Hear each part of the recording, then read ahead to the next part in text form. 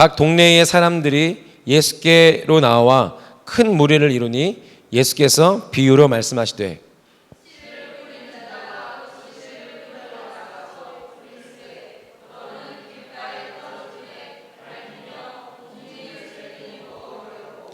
더러는 바위 위에 떨어짐에 싹이 났다가 습기가 없으므로 말랐고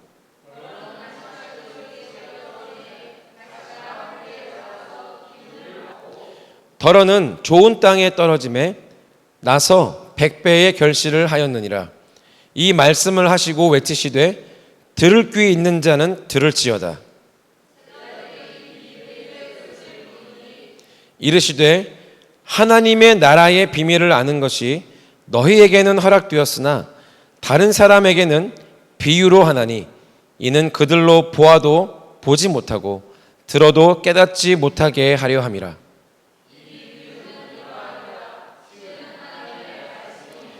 길가에 있다는 것은 말씀을 들은 자니 이에 마귀가 가서 그들이 믿어 구원을 얻지 못하게 하려고 말씀을 그 마음에서 빼앗는 것이요.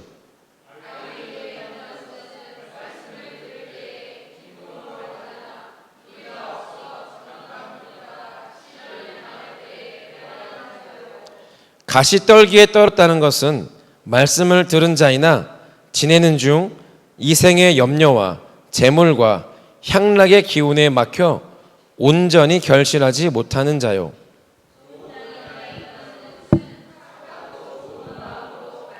듣고 지키어 인내로 결실하는 자니라. 아멘. 예, 4절부터 15절까지 우리가 읽었는데요. 이 4절로 15절까지 이 말씀에 표제어가 붙어 있습니다. 제 성경에 제가 가지고 있는 성경의 표제어는 4가지 땅에 떨어진 씨 비유입니다. 이 4가지 땅에 떨어진 씨 비유는 제가 가진 성경에도 마태복음에도 있고 마가복음에도 있습니다. 이 공간복음에 다 있을 뿐만 아니라 저희들도 굉장히 많이 이 말씀을 읽고 또 묵상하고 또 설교로 또 여러 가지 통로를 통해서 많이 접해왔던 말씀이죠. 그래서 때로는 우리가 너무 많이 듣고 익숙한 말씀일 때는 우리에게 생소한 말씀을 볼 때보다 오히려 더 이 흥미와 관심이 떨어질 때가 있는 것 같습니다. 그렇죠? 그래서 제가 이 비유 4가지 땅에 대한 이 비유를 볼 때에 이게 너무 많이 우리가 알고 있기 때문에 감흥이 떨어질 수도 있겠다, 그런 생각을 좀 해봤습니다. 이 4가지 비율에 대해서 설명하지 않아도 처음 듣는 분도 계실 수 있지만 많이 들어보신 분들은 어떤 내용인지 잘 알고 계실 겁니다. 우리가 쭉 읽어본 것으로도 쉽게 파악할 수 있는데요. 근데 한 가지 착각하는 것이 있습니다. 이 4가지 땅에 대한 비유를 너무 잘 알고 많이 들었고 또 묵상도 하고 또 가르치기도 합니다. 그런데 아주 심각한 착각한 게 하나 있는데, 나는 좋은 땅이다 라고 하는 착각을 하게 되는 것입니다. 그렇죠? 1번, 2번, 3번 별로 좋은 거 아니야. 그러다 4번 좋은 거, 나 좋은 땅입니다. 이렇게 착각할 수 있다는 거죠. 또 너무 많이 알고 있기 때문에 그걸 아는 것과 또 자신의 그 영적인 상태와 이 결합시켜서 나는 좋은 땅입니다. 누가 가시덤불 같은 마음을 가지고 있습니다. 막 마음이 상하는 거죠. 나 좋은 땅인데 왜 저렇게 말씀하시지? 마음이 상하죠. 나는 좋은 땅이야 라고 생각합니다. 사랑하는 여러분, 결코 그렇지 않습니다. 할렐루야. 여기 4절을 시작할 때 4절에 어떻게 되어 있냐면요, 각 동네 사람들이 예수께로 나와 큰 무리를 이루었습니다. 이제 예수님은 전국구 스타십니다. 이미 소문이 날 대로 났고 예수님의 그 말씀이 굉장히 신선하고 능력 있다라고 하는 것을 사람들이 이제 알고요. 또 예수님께 나아가면 병도 치유받고 귀신도 쫓아내시고 굉장히 놀라운 일들이 예수님께로부터 나타난다라고 하는 것을 알고 있습니다. 그리고 사람들은 혹시 저분이 세례 요한이 얘기했던 메시아라고 소개했는데 정말 메시아인가? 기대감과 이 흥분이 예수님 앞에 모인 무리들 가운데 감돌고 있습니다. 각 동네 사람들이 예수께로 나와 큰 무리를 이루었습니다. 성경에서 이 사람 숫자를 셀 때, 알고 계시죠? 오병이어 기적이 났을 때 몇 명이 먹었죠? 네? 3,000명? 5,000명? 네. 그 5,000명 숫자가 성인 남성을 집계한 숫자인 것이죠. 그래서 성인 남성을 포함한 여성과 아이들까지 친다면 2만 명은 좋게 넘을 것이다 라고 예측을 합니다. 그렇죠? 5,000명, 또 나중에 베드로가 그 오순절에 성령께서 임하시고 설교했을 때 3,000명이 구원받습니다. 그것도 이제 성인 남성의 집계를 한 것이죠. 그래서 여기 큰 무리라고 했을 때 이 큰 무리도 역시 성인 남성을 기준으로 잡은 것이죠. 그렇다면 여성과 아이들까지 포함하면 우리가 생각하는 것보다 더 많은 사람들이 모여들었다라고 예측해 볼 수 있겠습니다. 이 굉장히 많은 사람들, 큰 무리가 예수님께로 나오게 됩니다.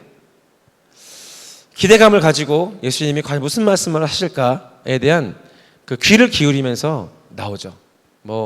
사모하는 사람도 있을 것이고, 소문 듣고 나온 사람도 있을 것이고, 등 떠밀려 나온 사람도 있을 것입니다. 어쨌든 그 무리가 예수님 앞에 나왔을 때 예수님께서 이들에게 말씀을 하시는데요, 비유로 말씀하십니다.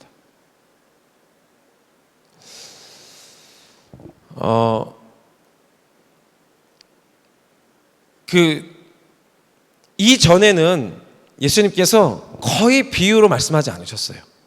보통 보면 직접 어떤 것들을 해석이 필요하지 않게 그냥 직접 얘기하시거나 어떤 명백한 예화들을 사용해서 말씀하셨습니다. 그런데 이제 비유로 말씀하기 시작하시는 것을 보게 되는 것이죠. 왜 그럴까요? 왜 비유로 말씀하고 계실까요? 그렇게 많은 무리가 모였는데 이 많은 사람들 앞에서 명백하게 말씀하지 않으시고 하나님 나라의 비밀을 이야기하실 때 비유로 말씀하기 시작하실까요? 예수님께서 사람들에게 뭔가 원하시는 것이 있으세요. 주님께서 말씀하실 때에는, 하나님께서 말씀하실 때에는 그냥 말씀하지 않으십니다. 주님은 그냥 말씀하지 않으세요. 시건한 분이 아니십니다. 어떤 의도를 가지고 말씀해 주세요. 혹시 우리들 가운데 오늘 이 시간을 통해 하나님께서 나에게 어떤 마음에 감동을 주고 내 마음을 찌르는 어떤 하나님의 감동의 말씀이 있다라고 한다면, 그렇게 그 말씀을 주신 것은 그냥 내가 느끼는 게 아니고 그 말씀을 그 사람에게 주시는 분명한 의도와 의미가 있다라고 하는 것입니다. 여기 예수님께서 많은 사람들 앞에서 비유로 말씀하시는 이유가 있어요.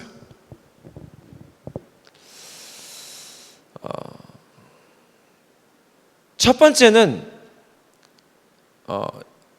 사람들이 주님의 말씀, 하나님의 말씀을 듣는 것만으로 충분하지 않다라고 하는 것을 나타내고 계시는 겁니다. 여기 많은 사람들이 말씀을 들으러 나왔습니다. 그런데 말씀을 듣는 것만으로는 충분하지 않는 거예요.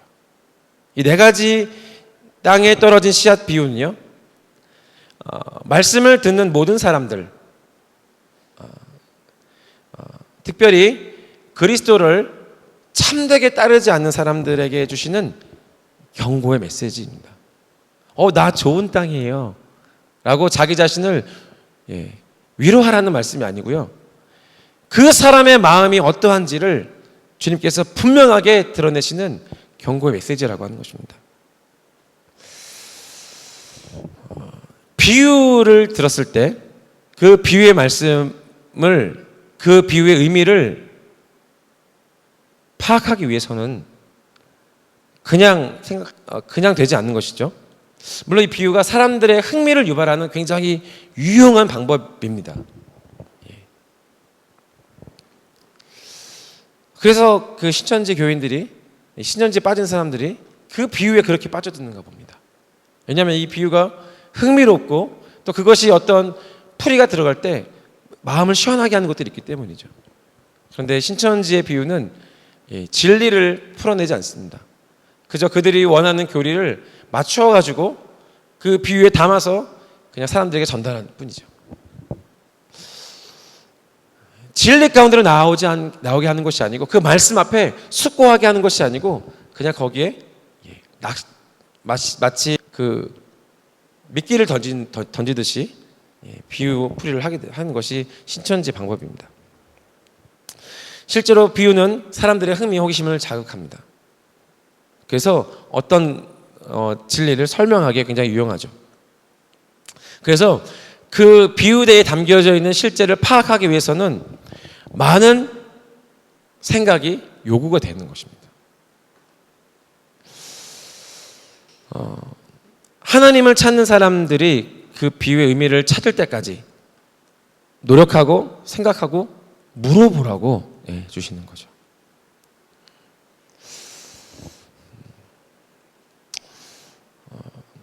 그 하나님의 말씀 앞에 그 사모함과 열정 있는 사람들은 그 비유를 들었을 때 굉장히 심사숙고하게 됩니다. 이렇게 저렇게 생각해보고 성령님께 여쭤보고 이것도 풀어달라고 간구하게 되는 것이죠. 그래서 이 비유에 담겨져 있는, 내포되어 있는 의미, 그 뜻을 발견했을 때 하나님에 관한 것들을 배우고 그것을 순종하기로 마음을 먹은 사람들, 그런 사람들이야말로 이 비유를 들을 수 있는 자들인 것입니다. 그래서 예수님께서 열려있는 마음을 원하세요. 열려있는 마음, 하나님 나라의 비밀에 대해서 관심을 가지고, 그리고 그 모든 것들을 배우려고 하는 사람들을 찾고 계시는 겁니다. 반면에 이 비유가 가지고 있는 또 한 가지의 부분은 10절에 보시면 하나님 나라의 비밀을 아는 것이 너희에게는 허락되었으나 다른 사람에게는 비유로 하나니 이는 그들로 보아도 보지 못하고 들어도 깨닫지 못하게 하려 함이라. 마음이 닫혀진 사람들에게는 진리가 감추어지는 것입니다. 이 말씀이 보여주는 것을 그냥 듣고 그냥 이해하는 차원으로 그치는 것이죠. 그래서 그 비유에 감춰져 있는 참 의미, 참된 것들을 탐구해 보려고 하는 관심이 없는 자들에게는 이 비유를 통해서 나타난 이 진리가 감춰지는 것입니다. 여기 네 가지 땅이 나오죠. 먼저 씨를 뿌리는 자가 있습니다. 씨를 뿌리는 자는 여기 설명하신 것 보는 것처럼 예수 그리스도이십니다. 혹은 말씀을 전하는 자들인 것이죠. 이 씨는 하나님의 말씀입니다. 그리고 하나님 나라의 말씀인 것이죠. 그래서 이 하나님의 말씀이 씨와 같이 뿌려지는데 그 씨앗을 받는 네 가지의 다른 양상이 있다라고 하는 것을 여기 보여주고 있어요. 그래서 씨가 뿌려진 그 땅은 청중의 마음을 의미하는 것입니다.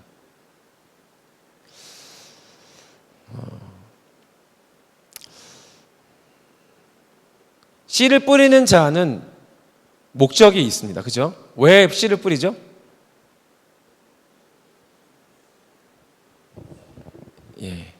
씨를 뿌리는 자는 분명한 확고한 결과를 요구합니다.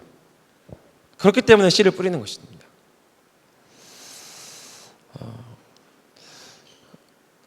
이 명백한 이 씨 뿌린 자의 요구는 열매를 구하는 것이죠. 그 뿌려진 씨앗을 통해서 그것이 자라서 또 다른 열매를 맺는 것을 이제 수확하기를 원하는 것입니다. 아주 명백합니다. 그래서 이 씨가 열매를 맺는가, 열매를 맺지 못하는가, 이것들을 보게 되는 것이죠. 받아들이는 땅의 상태, 즉 마음의 상태에 따라서 그 결과가 달라진다라고 하는 것입니다. 좋은 땅, 우리가 나는 좋은 땅이야 라고 이렇게 여기는 그 좋은 땅이라고 하는 것은요, 그 씨, 하나님의 말씀을 받아들일, 그것을 수용할, 그것이 열매 맺을 수 있도록 내가 준비되어져 있다는 것을 뜻하는 것입니다. 그렇기 때문에 이 땅은요, 저는 농사를 지어보진 않았지만 미디어를 통해서 보기도 하고 이야기도 들어서 알고 있습니다. 땅이 좋은 땅이 되려면 일단 그 땅에 있는 땅이 영양분이 있는 땅이어야 하지 않아요? 그죠? 그래서 농사를 많이 진 땅은 일부러 몇 년간 아무것도 손을 대지 않습니다. 그래서 충분히 그 땅에서 이제 땅이 살아날 수 있도록 거기에 벌레도 살게 되고 그 농작물이 이제 퇴비가 되어서 이제 땅이 뭔가 이렇게 성분이 바뀌도록 그대로 두기도 하죠. 잘 갈아줘야 되고 부드러워야 합니다. 이것이 좋은 땅이라고 말할 수 있는 것이죠. 씨는 문제가 없습니다. 하나님의 말씀은 결코 문제가 없습니다. 그러나 열매를 맺지 못하는 이유는 그 땅에 문제가 있다라고 하는 것이죠. 여기 계신 모든 분들이 그 열매를 맺는 분들이 되시기를 축복합니다. 우리가 잘 알고 있는 이 비유의 말씀이기도 하지만 그냥 지식적인 것으로 우리가 듣지 않고 자신의 마음의 상태가 정말 어떠한지를 들여다볼 수 있는 그러한 시간 되기를 바라고, 또 그것이 성령님의 빛비춤 안에서 그것이 드러나게 된다면 좋은 밭이 되기 위해서 계속해서 주님 앞에 나아갈 수 있는 시간 되기를 바랍니다. 첫 번째의 마음 그 땅은요, 길가.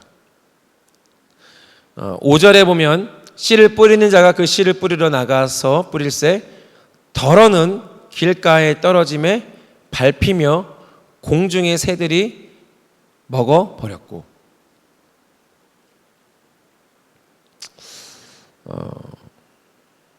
12절 이 말씀을 예수님께서 이 비유를 어떻게 풀어주셨냐면 12절에 보시면 11절부터 보겠습니다. 이 비유는 이러하니라. 씨는 하나님의 말씀이요 길가에 있다는 것은 말씀을 들은 자니 이에 마귀가 가서 그들이 믿어 구원을 얻지 못하게 하려고 말씀을 그 마음에서 빼앗은 것이요. 일단 이 길가의 마음의 상태를 가지고 있는 사람도 하나님의 말씀을 듣습니다. 안 듣는 게 아니에요. 듣습니다. 설교자도 존중합니다. 예배에 빠지지 않습니다. 그러나 주님의 입에서 나오는 그 사람의 심령에 들려주시는 그 말씀 가운데 있는 경고와 약속에 대해서는 관심이 없습니다. 그의 마음이 그곳 주님의 그 약속과 또 내게 주시는 경고에 있지 않고 그 마음이 다른 데에 있는 겁니다. 여기 길가는 마음이에요, 마음. 그래서 진리에 관해서는 생각하지 않아요. 하나도 생각하지 않습니다. 진리를 찾는데도 흥미가 없습니다. 이런 사람들의 마음이 길까 합니다. 그러니까 내가 설교는 듣는데 말씀은 보는데 하나님의 진리가 어디에 있는지에 대해서는 아무런 관심이 없어요. 그냥 보고 그냥 덮는 겁니다. 그냥 듣고 그냥 있는 겁니다.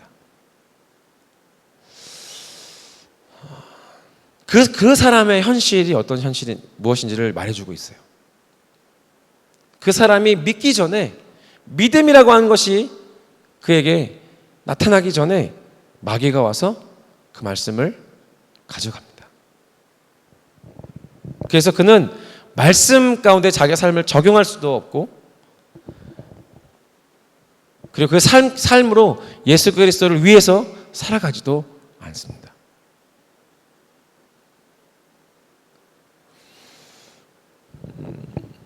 마가복음 6장 20절 보시면요, 그런 사람이 한 명 등장합니다. 제가 읽어보면요, 헤롯이 요한을 의롭고 거룩한 사람으로 알고 두려워하여 보호하며 또 그의 말을 들을 때에 크게 번민을 하면서도 달갑게 들음이로라. 이 세례 요한이 이 당시에 이제 이스라엘 지역을 다스리고 있던 헤롯의 얘기죠. 그 헤롯이 동생 빌립, 동생의 아내를 취했습니다. 동생의 아내를 빼앗은 거죠. 그것을 가지고 세례 요한이 헤롯에게 경고하고 그것이 잘못되었다라고 하는 것을 말씀해 줍니다. 그런데 이 헤롯이 요한을 잡아두죠. 근데 헤롯은 세례 요한의 말을 듣기는 들었어요. 그 말이 참 신비하고 진리 같고 두렵게 하기도 하고 달기도 하고, 하여튼 그 세례 요한이라고 하는 사람이 자신에게 내는 말이 범상치 않다는 것을 알고 있었습니다. 그런데 이 헤롯은 그 세례 요한의 말에 하나도 적용한 것이 없습니다. 경고한 것도, 하나님의 메시지를 전달하는 것에도 그는 요지부동입니다. 그의 마음에는 물론 세례 요한이 귀한 건 알겠는데, 특별한 사람인 것은 알겠는데, 그 자신에게는 아무런 영향력이 없는 것이죠.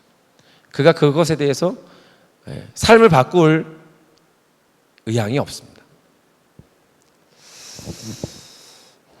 듣기는 듣지만, 존중이 있긴 있지만, 그러나 하나님의 진리에 대해서, 하시는 일에 대해서는 관심이 없습니다. 관심이 없어요. 이런 사람의 상태가, 그 마음의 상태가 길까라고 하는 것입니다. 그래서 아무리 그 사람에게 씨를 뿌려도 그 씨는 자라지 못하게 됩니다. 두 번째 보게 되는 그 마음의 상태는 바위입니다. 바위. 6절 누가복음 8장 6절, 더러는 바위 위에 떨어짐에 싹이 났다가 습기가 없으므로 말랐고. 이 비유를 주님께서 13절에 이렇게 말씀하시죠. 바위 위에 있다는 것은 말씀을 들을 때의 기쁨으로 받으나 뿌리가 없어 잠깐 믿다가 시련을 당할 때에 배반하는 자요. 말씀을 듣고 받아들이기는 합니다. 그리고 때로는 고백도 합니다. 그리고 세상에 대해서도 자신의 신앙 고백이 있어요. 그런데 그 자신에게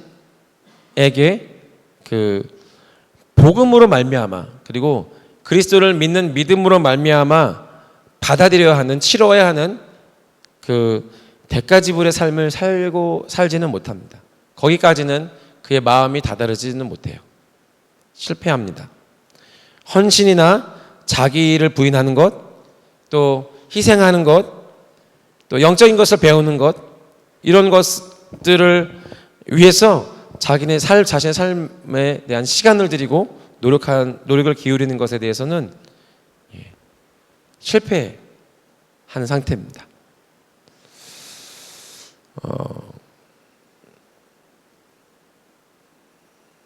적용이 없어요. 그래서 말씀이 뿌리를 내리지 못하고 든든히 서지 못합니다. 이제 다른 번역에 보면, 번역이 아니고 다른 그 복음서에 보면 이 바위는 흙이 얇은 돌밭이라고 표현되어 있습니다.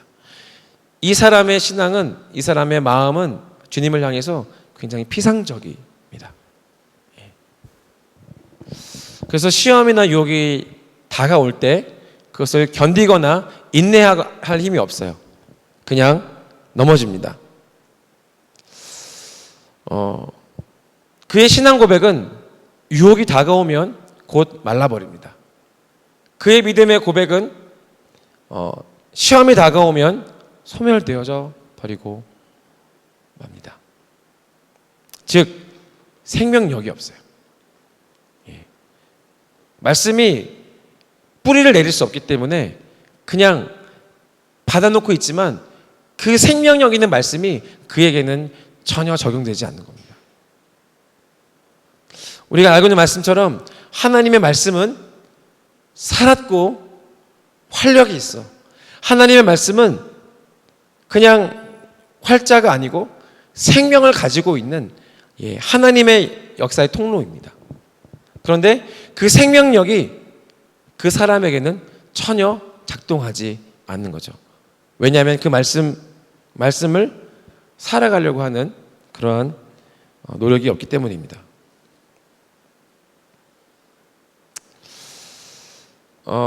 앞서 말한 길가나 바위는 씨를 뿌릴 만한 곳이 아니에요. 그렇죠? 길가나 바위에 누가 쌀을 줍니까? 길가나 바위는요 경작지가 아닙니다. 그 사람의 마음 자체가 그것을 받을 만한 상태가 아예 아니라는 거예요. 모양새는 주님의 말씀을 듣고 주님 앞에 나오기는 하지만 그 말씀이 가지고 있는 진짜 생명을 삶 가운데 뿌리내릴 수 없는 그런 마음의 상태라고 하는 것입니다. 그 말씀에 생명이 있다고 하는 것을 향해서 관심이 없어요. 듣기는 듣지만 관심이 없습니다. 그래서 생명의 원리가 그 사람에게는 작동하지가 않는 것이죠.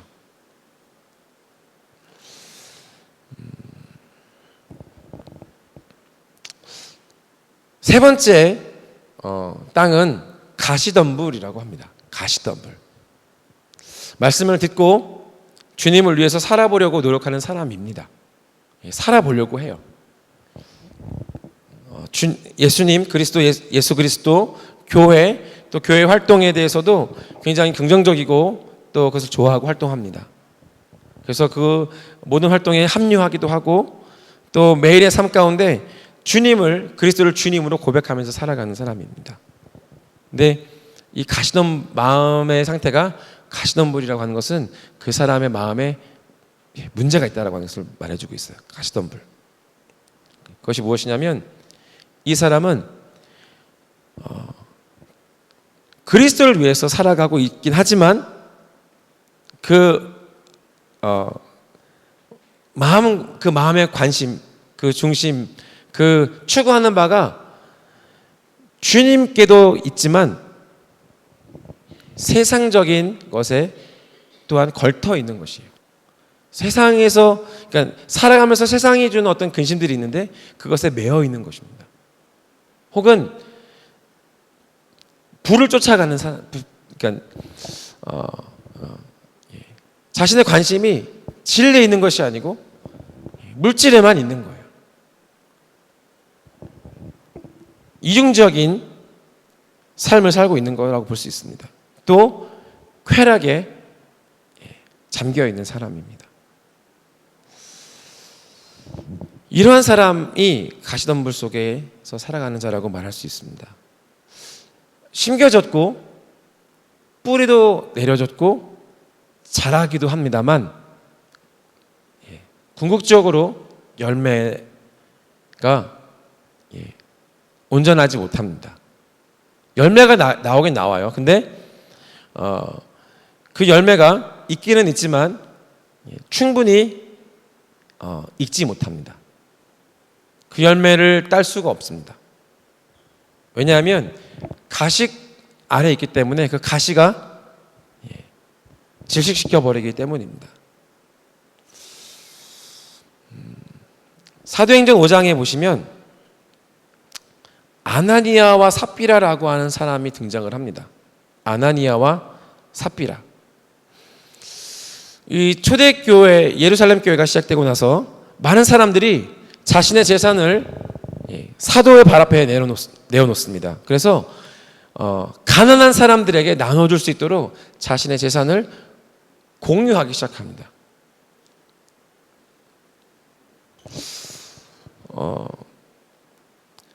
그 레위인 요셉이라고 하는 사람이 밭을 팔아서 그 값을 가지고 사도의 발 앞에 두었습니다. 이것이 굉장히 이 교회 가운데 감동이 있었어요. 그래서 그것을 보고 아나니아 그리고 삽비라라고 하는 이 부부가 우리도 저렇게 해보자 라고 이제 결정을 합니다.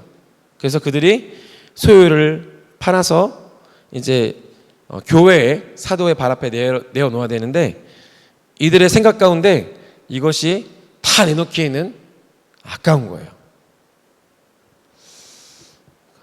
그래서 얼마를 내어놓고 얼마를 뒤에 숨겨놓습니다. 이것이 아나니아와 삽비라가 가졌던 마음이고 행위였습니다. 5장 1절부터 제가 읽어보겠습니다. 아나니아라는 사람이 그의 아내 삽비라와 더불어 소유를 팔아 그 값에서 얼마를 감춤해 그 아내도 알더라. 하나만 가져다가 사도들의 발 앞에 두니 베드로가 이르되 아나니아야 어찌하여 사탄이 내 마음에 가득하여 내가 성령을 속이고 땅값 얼마를 감추었느냐. 베드로가 성령님의 지식의 말씀을 통해서 이 아나니아가 정직하게 하나님 앞에 내어놓는 것이 아니고 속이는 마음으로 재정을 가지고 나온 것을 알게 됩니다. 그래서 그것을 책망하죠. 4절에 땅이 그대로 있을 때에는 내 땅이 아니며 판 후에도 내 마음대로 할 수가 없더냐. 어찌하여 이 일을 내 마음에 두었느냐. 사람에게 거짓말한 것이 아니요 하나님께로다. 이 아나니아가 했던 이 행위는 사람을 속이는 걸 넘어서서 이것은 하나님 앞에 범죄한 것으로 말씀하고 있는 것입니다. 그래서 굉장히 엄중한 하나님의 심판을 이 아나니아가 받게 되죠. 그래서 5절에 보시면 아나니아가 이 말을 듣고 엎드러져 혼이 떠나니 이 일을 듣는 사람이 다 크게 두려워하더라. 거짓으로 좋은 일을 하겠다고 했지만 선한 일을 하겠다고 했지만 그러나 하나님을 속이는 일을 행했기 때문에 즉각적으로 아나니아는 그 자리에서 사망하게 됩니다.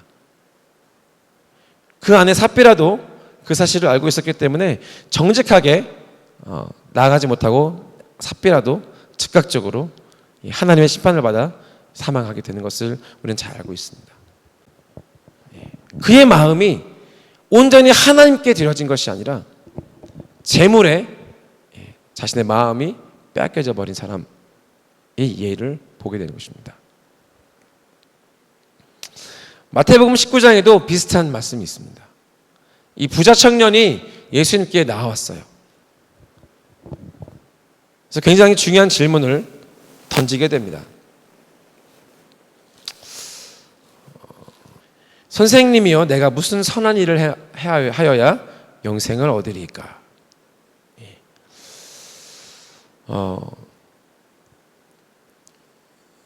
계명을 지키라라고 예수님께서 말씀하실 때 그가 저는 계명을 다 지킵니다.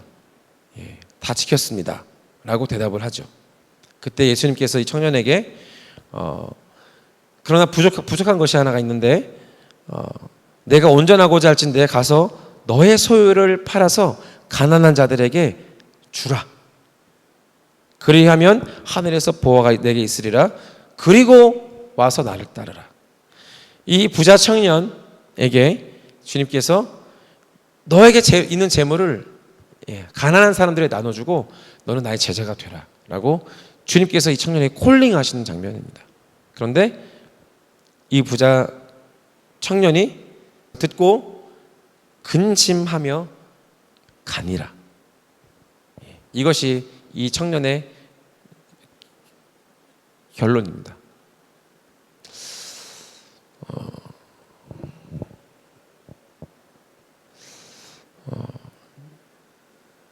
세상으로부터 완전하게 분리되지 못했습니다. 세상의 가치에 자신의 마음을 어느 정도 두고 있는 그러한 것을 보게 됩니다. 그래서 세상 근심, 부, 쾌락이 자신에게 남겨져 있는 것이죠. 그래서 말씀이 그 가운데 있지만 그 말씀이 자라지를 못하게 됩니다. 열매 맺지를 못하게 됩니다. 그래서 이렇게 다시 말씀드리면 가시떨기에 떨어졌다는 것은 말씀을 들은 자이나 지내는 중 이생의 염려와 재물과 향락에 기운이 막혀 온전히 결실하지 못하는 자다라고 설명해 주십니다. 그런 마음을 가지고 있다는 겁니다. 이 사람의 마음의 상태가 그렇다는 것이죠. 마지막으로 좋은 땅에 대해서 소개하십니다. 8절부터 보시면 비유에 이렇게 말씀하시죠. 덜어는 좋은 땅에 떨어짐에 나서 100배의 결실을 하였느니라. 그리고 15절에 좋은 땅에 있다는 것은 착하고 좋은 마음으로 말씀을 듣고 지키어 인내로 결실하는 자니라. 땅에 있다는 것은 착하고 좋은 마음을 가진 마음을 이야기합니다. 말씀을 듣게 되면 그 말씀을 그 마음에 아주 소중하게 간직하는 겁니다. 여기 착하다라고 하는 이 칼레이라고 하는 이 헬라어는 공정하다, 고귀하다, 공의롭다 이런 뜻이 있지만 꽉 잡고 있다라는 뜻을 가지고 있어요. 그리고 착하고 좋은 마음 할 때 좋은이라고 하는 단어도 헌신되어 있다, 위임되어 있다, 진리에 순종한다라고 하는 뜻이 있습니다. 그래서 이와 마찬가지로 진리를 알게 되면 그것을 꼭 붙잡는다라고 하는 뜻을 가지고 있어요. 그래서 착하고 좋은 마음은 이런 것입니다.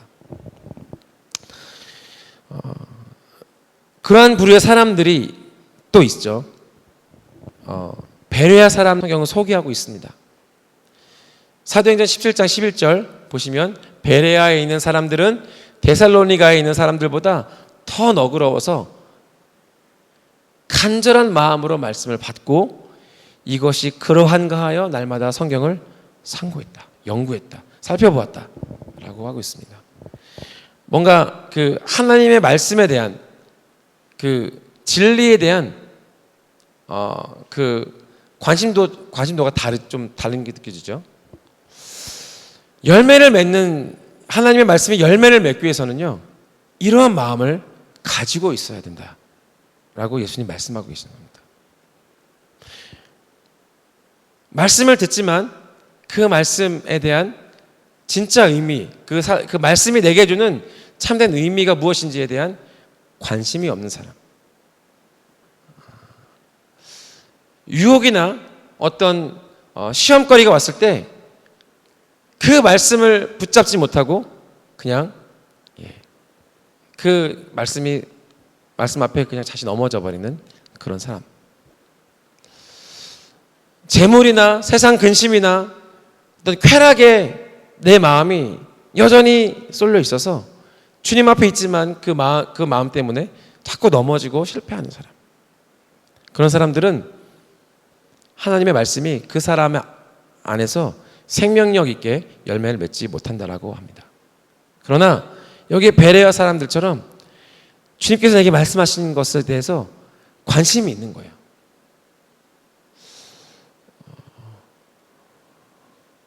제가 그 팟캐스트 하나를 들었는데 영어를 가르치는 사람이에요. 영어를 이 사람이 어떻게 배웠는지 막 소개하고 책도 내고 책에 대해서 이제 팟캐스트 나와서 막 얘기를 해요.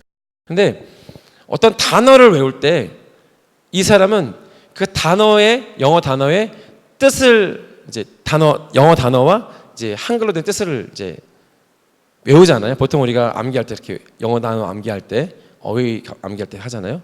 근데 그 사람은 이렇게 얘기하더라고요. 그 어휘의 뜻을 외우는 것만으로도 뜻을 외우는 것만으로는 그 단어와 어휘를 알고 있는 것이 아니다라고 그 사람 얘기하더라고요. 그 뜻만 외우는 것이 아니고 그 단어가 사용된 문장까지 외워야 이제 그 뜻을 아는 것이다. 이렇게 얘기를 합니다. 왜냐하면 그 단어나 그 어휘가 어떤 뉘앙스로 어떤 의미로 이 문맥 가운데 있는지를 알아야 말할 수 있기 때문에 그렇죠. 그 단어가 우리가 이해하고 있는 그 단어가 실제로 우리가 말로 사용했을 때 그 문장이 어색할 수 있잖아요. 한 문장에 있는 단어가 내가 의도하고 있는 그런 뜻과 다르게 사람들이 받아들일 수 있잖아요. 그래서 단어의 뜻과 그 단어가 포함된 문장까지 외워야 비로소 그 단어를 외운 것이다. 그래서 그렇게 얘기하더라고요. 이 영어 공부하는 것도요, 그 사람이 열정을 쏟고 방법을 찾고 관심을 가지고 내가 써먹어야지 라고 해야만 그 사람이 그 언어도 이제 익숙하게 쓸 수 있고 사용한다고 하는 거죠. 우리 언어를 배울 때도 그런 관심을 가지고 그러한 노력을 하고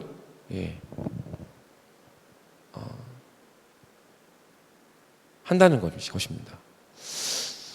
하나님의 말씀이 진짜 생명력을 가지고 내 삶에서 이루어지고 열매를 맺고 다른 사람들에게 그 열매를 나눠줄 수 있으려면 그런 하나님의 말씀에 대한 관심과 내 마음의 상태가 그 말씀을 받아들일 수 있는지, 내 마음이 그 말씀의 생명을 자라게 할 수 있는지 살펴봐야 한다는 것입니다. 그래서 이 좋은 땅의 마음의 상태 가지고 있는 사람들은 그 말씀을 지킵니다. 세 가지 조건을 극복합니다. 위에 이 넘어졌던 세 명의 사람들의 그 악조건이 이 사람에게도 있는 것이죠. 마귀가 그 말씀 빼앗으려고 합니다. 그런데 이 좋은 땅에 있는 좋은 땅의 마음은 그것을 지킵니다. 삶에서 오는 시험이나 유혹이 당연히 있겠죠. 그것들로 인해서 이 말씀이 시들어 버리지 않도록 말씀을 지킵니다. 세상 근심과 부와 쾌락에 노출되겠죠. 그러나 이 좋은 땅의 마음을 가지고 있는 사람은 그것들로 인해서 이 말씀이 질식되지 않도록 지키는 것입니다. 또한 시간을 가지고 인내하면서 열매를 맺기까지 기다릴 줄 압니다. 참기도 하고 그 말씀이 내게 어떤 효과가 없을지라도 그 말씀이 진리의 말씀이라고 하는 것을 간직하고 지켜냅니다. 마치 그 식물을 키우는 것처럼 계속 물도 주고 잡초와 가시덤불을 제거하고 열매가 안전하게 그리고 완전하게 자라서 수확을 해서 주인에게 가져갈 수 있도록 계속 행하는 것을 말합니다. 그래서 인내로 열매를 맺는 것까지 하는 것이죠. 좋은 땅에 있다는 것은 착하고 좋은 마음으로 그것을 마음에 잘 간직하고 지키려고 하는 그 마음가짐으로 말씀을 듣고 지키어 그런 여러 가지 상황 속에서 그 말씀을 지켜내기 위해서 애를 쓰고 인내로 결실을 이루어 낸다라고 하는 것입니다. 이 앞에 세 명의 그 세 가지 상태의 마음과는 뭔가 다르죠. 하나님 말씀에 대한 집중도 자체가 다릅니다. 그러한 마음의 상태를 가지고 있을 때 좋은 땅일 때 100배의 열매를 결실할 수 있다. 약속을 주시는 것입니다. 예배팀 먼저 나와주시기 바랍니다. 제가 나열해서 네 가지를 이야기를 나눴는데 다시 한번 이 네 가지 씨앗이 뿌려진 땅의 상태를 다시 한번 생각해 보면서 내가 하나님의 말씀 앞에서 어떠한 사람인가, 내 마음이 씨앗을 뿌리고 계시는 주님 앞에서 어떠한 땅으로 있는가를 돌아봤으면 좋겠습니다.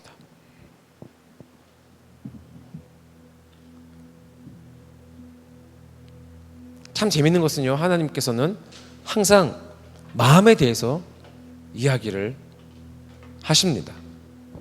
마음이 중요하고 마음을 지켜야 하고 마음을 붙잡아야 되고 마음을 드려야 합니다.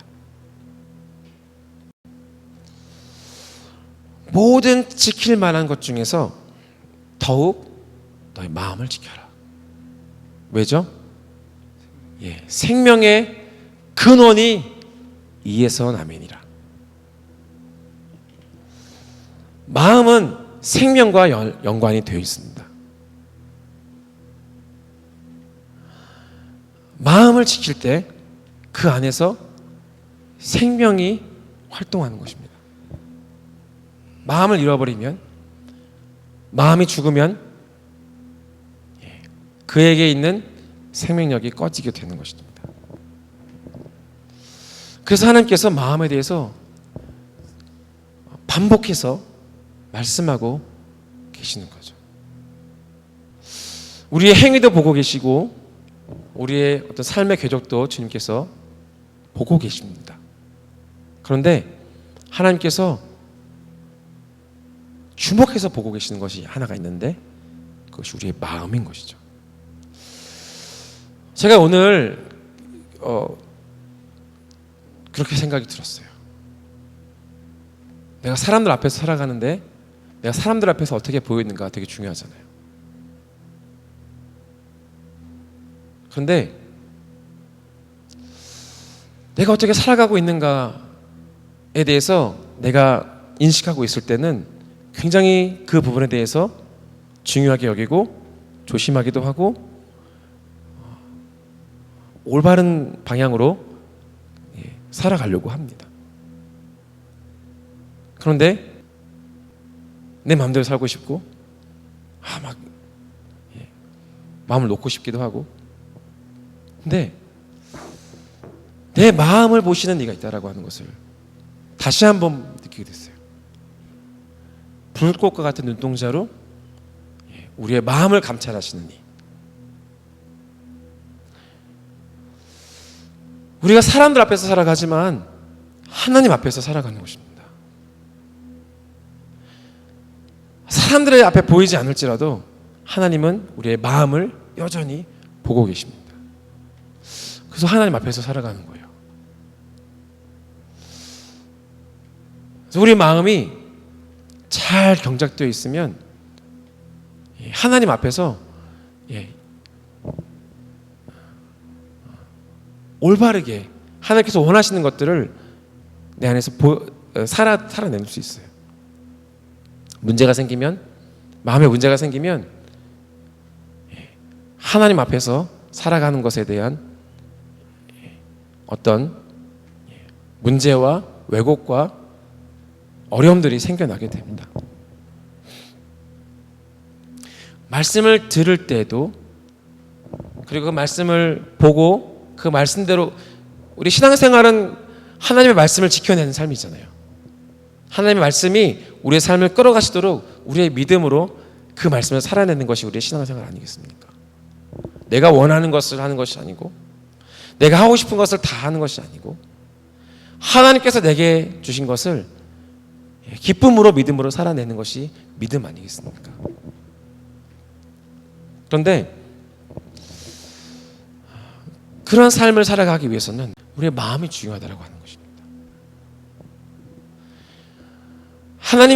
하나님께서 원하시는 것에 대해서 관심이 없는데 어떻게 하나님께서 원하시는 삶을 살아갈 수가 있겠습니까? 지금 하나님의 관심이 어디에 있는지를 우리가 주목하지 않는데 우리가 어떻게 하나님의 관심, 하나님께서 원하시는 삶을 따라갈 수가 있겠습니까?